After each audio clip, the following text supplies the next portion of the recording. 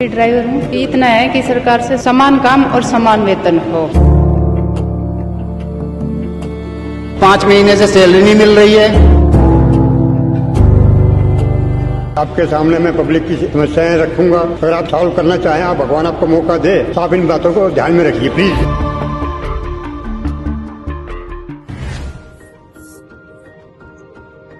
भैया मेरी माँ से मिलो।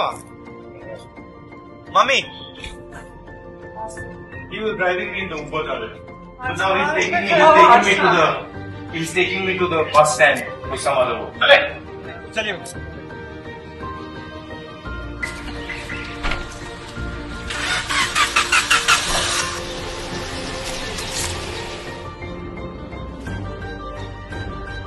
नमस्कार, कैसे हैं आप लोग? नमस्कार जी, नमस्कार। नमस्कार नमस्कार। बैठ जाओ यहाँ। बैठो। आप कंडक्टर हो? आप ड्राइवर हो? कंडक्टर। आप ड्राइवर। आपका कितना बनता है? परमानेंट है। सर 800 रुपए एक दिन का बनता है, उसी में SIPF दोनों कटता है और जो रेस्ट बनता है उसको ही पैसे कटते हैं। आप ड्राइवर हो? 21,000 टोटल किलोमीटर के हिसाब से इनका। अच्छा, और कितने घंटे होता है काम? 8 घंटे। 8 घंटे होते हैं, बट अगर 1-2 घंटे ऊपर चलेगा तो आप सब पैसा नहीं permanent मिलेगा। हो नहीं सर, कच्चे हैं, सब कच्चे हैं। सब कच्चे हैं। तो आपको कितना पैसा मिलता है? कॉन्ट्रैक्टर को कितना मिलता है? सर जानते हो आप? नहीं जानते? कोई कॉन्ट्रैक्टर नहीं हमारे बीच में। हाँ। हम और DTC हैं सीधा डायरेक्ट? हाँ जी, बट हमारा 800 रुपए, 816, 13 रुपए एक दिन का, 16 रुपए, उसी में SIPF भी कटेगा। प्लस महीने में हमारा कोई रेस्ट नहीं होता, ना होली ना दिवाली, कोई दिन नहीं होता? कोई दिन नहीं। संडे सैटरडे कुछ नहीं? उसका पैसा कटेगा जिस दिन हम छुट्टी करेंगे। जितनी छुट्टी करेंगे उतना पैसा कट जाएगा। अगर आपकी मदद की जाए तो क्या करा? हमें सर समान भत्ता देना चाहिए ताकि हम लोगों का भी गुजारा हो सके, बच्चों की भी देखरेख किया जा सके। 5 महीने से सैलरी नहीं मिल रही है। कहाँ से किराया दें, कहाँ से किताबें लाएं, कहाँ से ट्यूशन फीस दें, कहाँ से नहीं मिल रही? आप बस पे अभी नहीं चल रहे हो? बस में चल रहे साहब प्रॉपर। सैलरी कैसे नहीं मिल रही? देने नहीं गवर्नमेंट, राज्य सरकार कह देती है सेंटर को, सेंटर सरकार कह देती है राज्य को। फंड रिलीज नहीं हुआ, ये नहीं हुआ, वो नहीं हुआ, और आगे से 2 महीने का और कह दिया 2 महीने तक और नहीं मिले। जहाँ हाथ पैर मारने मार लो, जिस नेता के पास जाना चले जाओ, जो करना कर लो। अक्टूबर से पहले सैलरी नहीं मिलेगी, ये कह रहे हैं अधिकारी। हमारे बच्चों के साथ ये हो रहा, अब नई भर्ती कर रहे, उनका भी भविष्य खराब करेंगे ये। मैं कंडक्टर DTC कर्मचारी हूँ। हम एक कॉन्ट्रैक्ट बेस पे हैं और हर साल कॉन्ट्रैक्ट रिन्यू होता है। वो भी ड्यूटी कम होती है तो उसे रिन्यू नहीं होने देंगे, फिर आप जाइए घर बैठिए। फिर बड़ी मुश्किल से हमारे मतलब परमानेंट नहीं बनाना चाहते? हाँ जी सर, हमें पक्का किया जाए, हमें ये मांग है हमारी।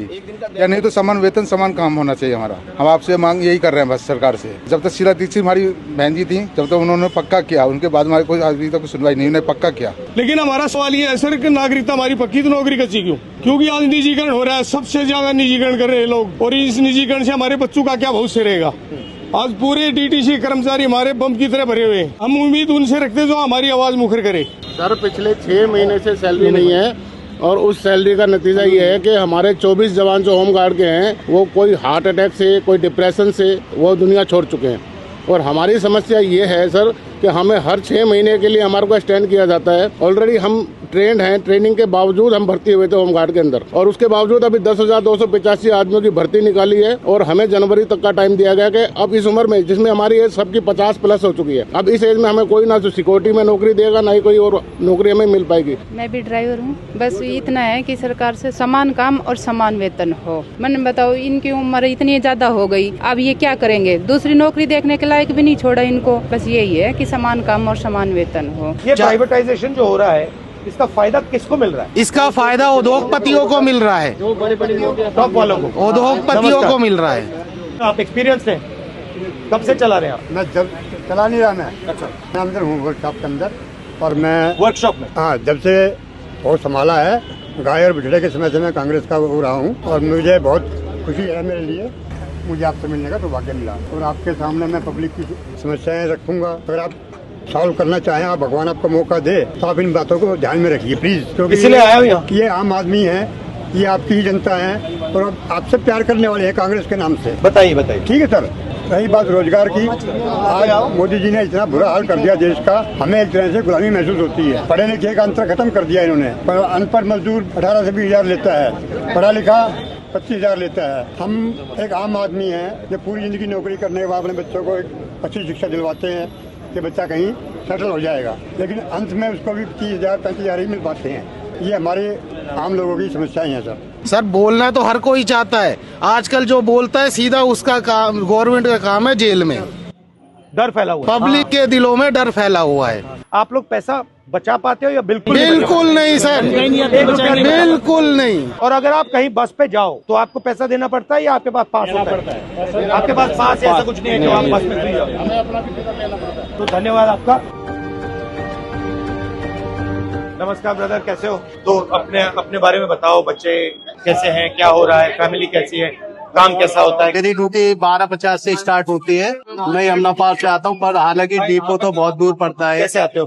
मैं बस से ही ट्रेवल करता हूँ सर। जो हमारा कांटेक्ट है ना सर, उसमें दिक्कत, कांटेक्ट लेबर है एक तरीके से। अच्छा, हाँ जी, कॉन्ट्रैक्ट लेबर हो, कभी भी निकाल दिया जाता है? हाँ जी, 1 ईयर का कॉन्ट्रैक्ट होता है हमारा। हाँ जी, हर साल रिन्यू होता है सर। और आपका कॉन्ट्रैक्ट डीटीसी के साथ होता है या किसी बिचौले के साथ? नहीं, डीटीसी से डायरेक्ट। बट ये हम तो एक अपना फ्यूचर सिक्योर करने के लिए परमानेंट जॉब चाहते हैं। ये आपका सरूरी नगर मार्केट होते हुए और ये सफदरजंग हॉस्पिटल होते हुए जाए। अच्छा लगा आपका सब प्रोग्राम अभी क्या है?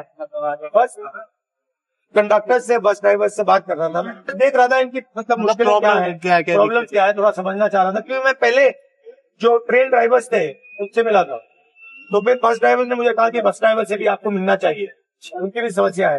तो यहाँ पे इनकी पेमेंट की समस्या है, होम गार्ड की समस्या है, तो ये मैं थोड़ा समझने की कोशिश कर तो ये मास रिच तक पहुँचे। बस वही जिन लोगों को पता लगे कि आप बस में बैठ रहे हो, मगर ड्राइवर को क्या करना पड़ता है, कितना पैसा मिलता है, कितनी मुश्किलें हैं, कंडक्टर को क्या भुगतना पड़ता है, फिर सिटीजन जो आ रहे हैं उनको क्या क्या है, ये आइडिया। थैंक यू ब्रदर, धन्यवाद भैया, अच्छा लगा आपसे। ओके,